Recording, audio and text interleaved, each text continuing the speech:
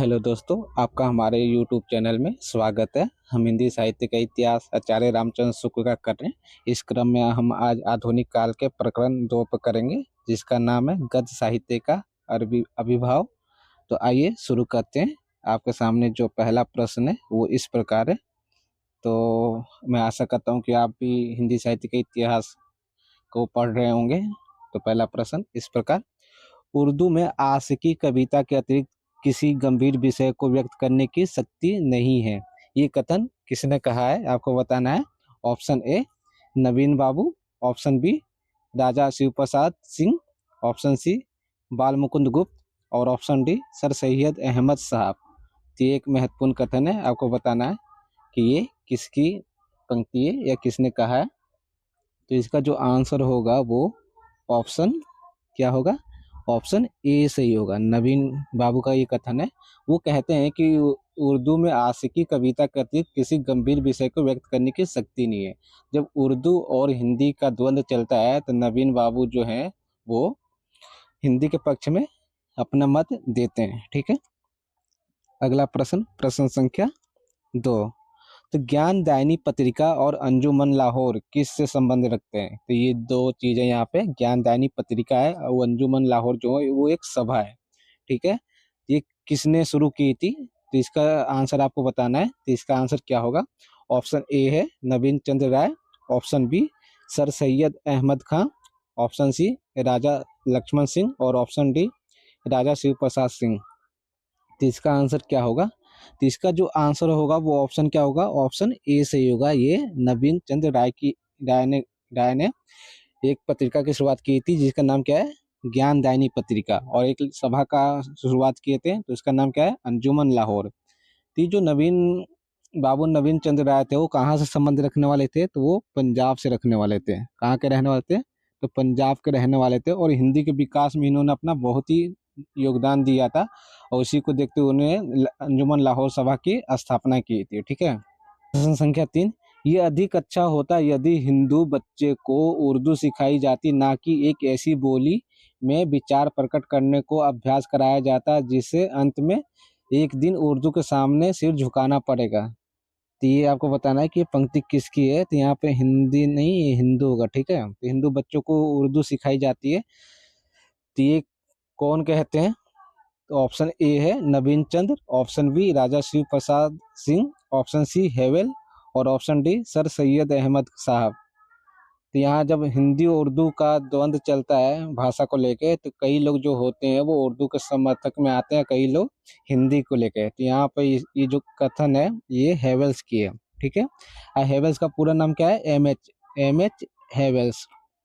ये जो बोलते हैं कि यदि ये अच्छा होता कि हिंदी ना सिखा के क्या सिखाई जाती? उर्दू की सिखाई जाती। तो वो उर्दू सिखाने की बात करते हैं। जिसका जो आंसर होगा ऑप्शन सी होगा। ये सभी महत्वपूर्ण कथन है क्योंकि आचार्य रामचंद्र शुक्ल के जितने भी सभी चीज महत्वपूर्ण ही होते हैं। ठीक है, अगला प्रश्न, प्रश्न संख्या 4। हिंदी को भद्दी बोली किसने कही थी? हिंदी को भद्दी बोली किसने कही थी आपको बताना है। Option A Garcin de Tassy, option B Raja Shri Prasad Singh, option C Bal Mukund Gupt और option D Sir Syed Ahmad Sahab. तो ये भी इस प्रकार का प्रश्न पूछा जा सकता है। तो इसका जो आंसर होगा वो ऑप्शन ए सही होगा। गासादा तासी जो है वो हिंदी को भद्दी बोली बोलते हैं। तो ये ध्यान रखिएगा। अगला प्रश्न, प्रश्न संख्या 5। यहाँ पर कथन दे रखे हैं, आपको बताना है कि इसमें कौन सा कथन सही है। कूट के माध्यम से आपको इसका उत्तर देना है। तो पहले हम देख लेते हैं। तो ये बंशीधर के विषय में कथन है। तो आपको यहाँ पर 4 कथन देखने को मिलेगा और कूट के माध्यम से आपको इसको उत्तर देना है। तो पंडित बंशीधर ने जो आगरा नॉर्मल स्कूल के मुर्शिद थे, कहाँ के? आगरा नॉर्मल स्कूल के मुर्शिद थे। कथन 2 कहता है हिंदी उर्दू का एक पत्र निकाला था जिसके हिंदी कलाम का नाम भारत अमृत खंड और उर्दू कलाम का नाम आबो हयात था। कथन 3 है पुष्प वाटिका भारतवर्षीय इतिहास, जीविका परिपाटी और जगत वृत्तांत पुस्तकों की रचना की है। कथन 4 कहता है बिहारी लाल ने गुलिस्ता के 9वें अध्याय का हिंदी अनुवाद संवत 1919 में किया। तो आपको बताना है कि इनमें कौन सा कथन सही है। ठीक है, तो यहाँ कूट इस प्रकार दिए गए। ऑप्शन ए कहता है कि केवल 1 और 2 सही है। ऑप्शन बी कहता है केवल 1, 2 और 4 सही है। ऑप्शन सी कहता है केवल 1, 2 और 3 सही है। और ऑप्शन डी कहता है कि केवल 3, 2 और 4 सही है। तो इससे पहले हम एक बार फिर कथन को देखते ही क्या कहता है कथन। तो इसका जो पहला कथन है कि पंडित बंशीधर ने जो आगरा नॉर्मल स्कूल के मुंशी थे, तो ये कथन सही है। दूसरा कहता है हिंदी उर्दू का एक पत्र निकाला जिसके हिंदी कलाम का नाम भारत खंड अमृत और उर्दू कलाम का नाम आबो हयात था, तो ये भी सही है। ये पंक्ति ज़्यादा इंपॉर्टेंट है क्योंकि ये इससे कई बार प्रश्न पूछे जा चुके हैं। ठीक है, अब बाकी ये पुष्प वाटिका भारतवर्षीय इतिहास, जीविका, परिपाटी और जगत वृत्तांत पुस्तकों की रचना की है, ये भी सही है। चौथा कथन कहता है कि बिहारी लाल ने गुलिस्ता के 8वें अध्याय का हिंदी अनुवाद किया था। इसका जो आंसर होगा यहाँ पे 9वें का नहीं किया था। कौन सा अध्याय का किया था यहाँ पे? तो यहाँ पे 8वें का किया था। ठीक है, और ये कब, तो ये सही है। तो बाकी ये गलत हो जाएगा यहाँ पे। तो इसका जो आंसर होगा 1, 2, 3 सही है। तो 1, 2, 3 किसके अंतर्गत है? तो इसमें ऑप्शन है वो ऑप्शन सी के में देखने को आपको मिलेगा कि 1, 2 और 3 सही है। तो इसका जो आंसर होगा वो ऑप्शन सी सही होगा।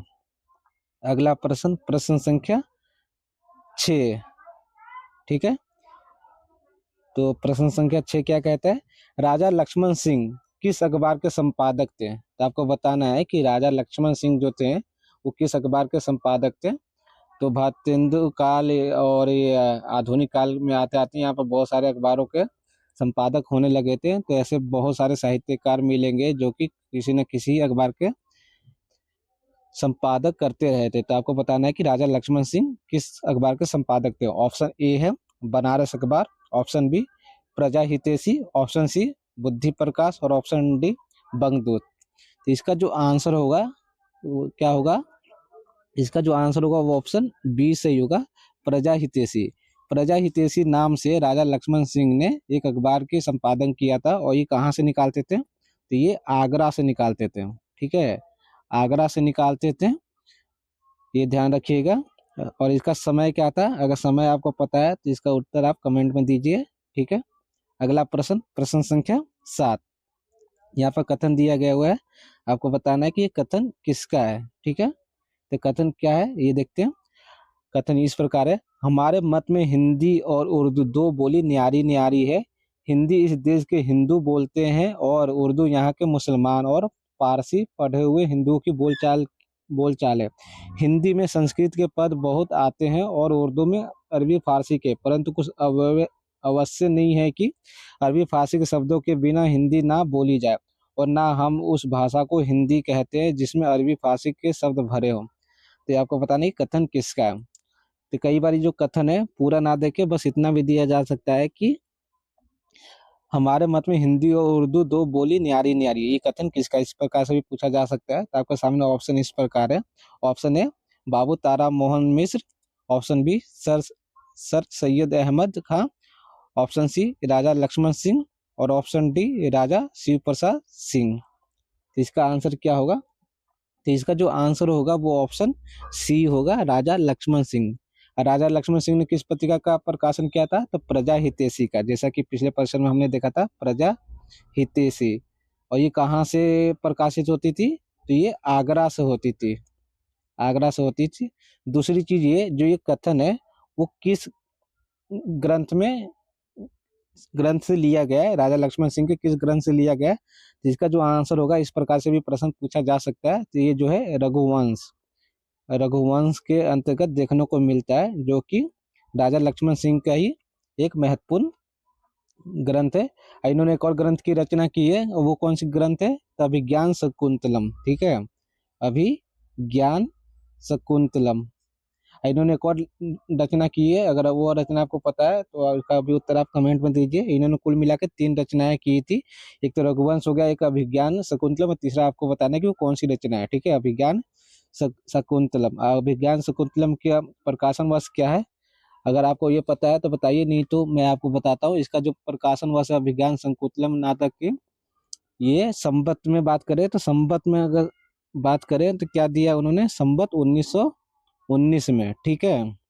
इसको ईस्वी में करना है तो आपको क्या करना है, 57 वर्ष घटाना है, ठीक है।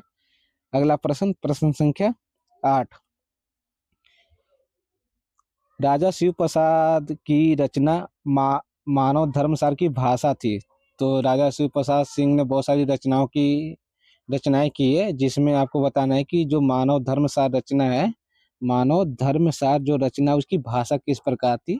Option A Arabi, option B Sanskrit गर्भित, ऑप्शन सी ब्रज और ऑप्शन डी हिंदी। तो यहाँ पर आपको उत्तर देना है। तो इसका जो आंसर होगा वो ऑप्शन क्या होगा, ऑप्शन बी सही होगा, ये संस्कृत गर्भित।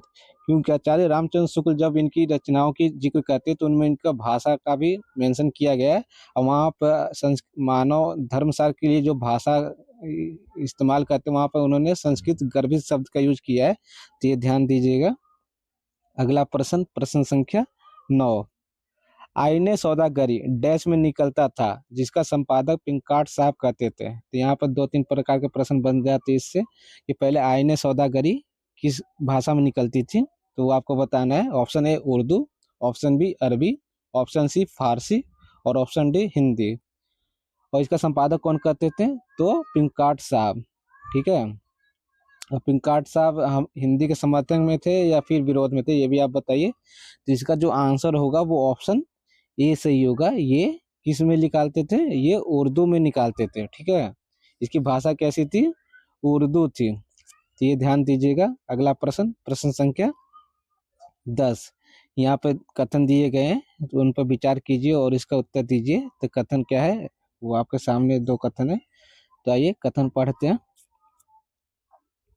तो ये कथन क्या है, पिंकाट साहब भारत के हित वे सच्चे हृदय से चाहते थे। राजा लक्ष्मण सिंह, भारतेंदु हरिश्चंद्र इत्यादि हिंदी लेखकों से उनको बराबर हिंदी में पत्र व्यवहार रहता था। कथन 2 कहता है, सन 1919 में जब राजा लक्ष्मण सिंह ने शकुंतला नाटक लिखा, तो आपको बताना है। तो 1919 में राजा लक्ष्मण सिंह ने शकुंतला नाटक लिखा। तो ऑप्शन आपके सामने है। ऑप्शन ए है कथन और तर्क दोनों सही है, ऑप्शन बी है कथन और तर्क दोनों गलत है, ऑप्शन सी है कथन सही है लेकिन कथन 1 सही है लेकिन कथन 2 गलत है, ऑप्शन डी है कथन 1 गलत है लेकिन कथन 2 सही है। तो इसका आंसर दीजिए, इसका आंसर क्या होगा। तो इसका आंसर जो होगा वो ऑप्शन क्या होगा, कथन ये कहता है, पिंकाट साहब भारत के हित वे सच्चे हृदय से चाहते थे।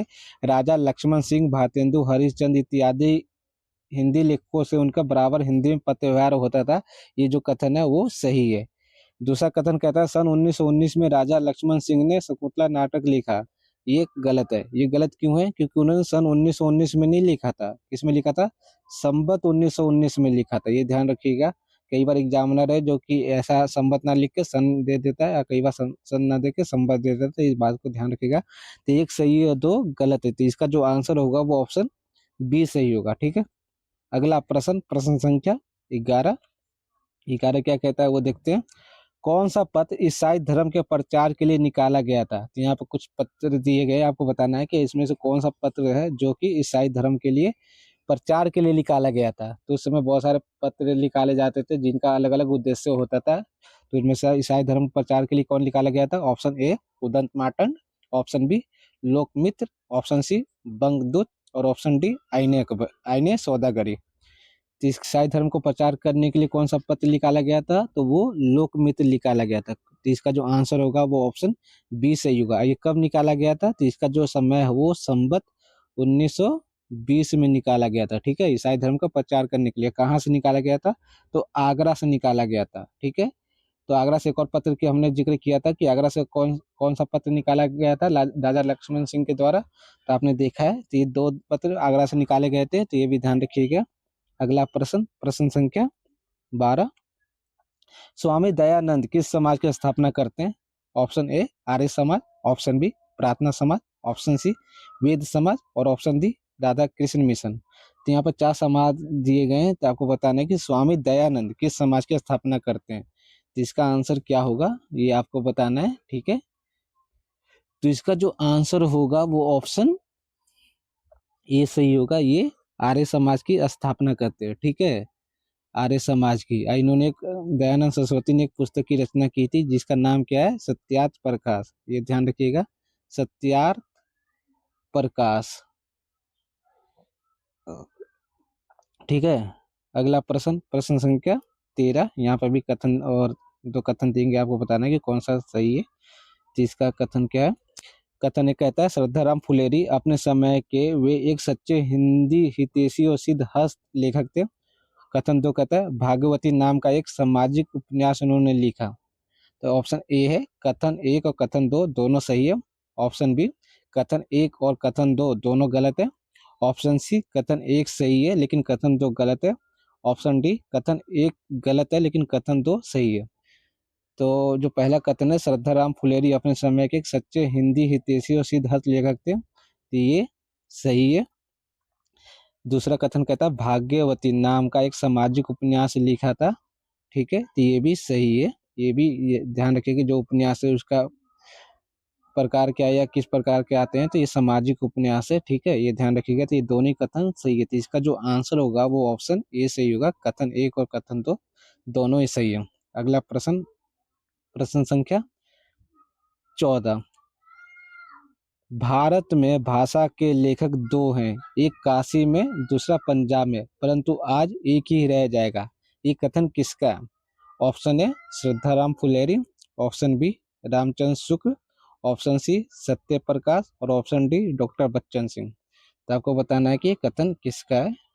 इसका जो आंसर होगा, अगर आप ऑप्शन बी लगा रहे हैं आचार्य रामचंद्र शुक्ल, तो आप गलत हैं, क्योंकि ये जो कथन है आचार्य रामचंद्र शुक्ल का नहीं है, ये श्रद्धाराम फुलेरी का है। जब वो अपने अंतिम दिनों में जब मरने के कगार पर थे तो उनके मुंह से ये सब निकला था कि भारत में भाषा के लेखक दो हैं, एक काशी में और दूसरा पंजाब में, परंतु आज एक ही रह जाएगा, ठीक है। फिर आगे आचार्य रामचंद्र शुक्ल इसी विषय में कहते हैं कि कहने की आवश्यकता नहीं है कि काशी के लेखक से अभिप्राय हरिश्चंद्र से रहा था। तो इसका जो आंसर क्या होगा, ऑप्शन ए सही होगा, ठीक है। अगला प्रश्न, प्रश्न संख्या 15। राजा शिव प्रसाद सिंह की रचना है, तो यहाँ राजा शिव प्रसाद सिंह की रचनाएं जो दी गई है, आपको बताना है कि कौन सा सही है। और एक कहता है राजा भोज का सपना, दो वीर सिंह का वृतांत, सी आलसियों का कोड़ा और ऑप्शन मतलब 4 इतिहास तिमिर नाशक।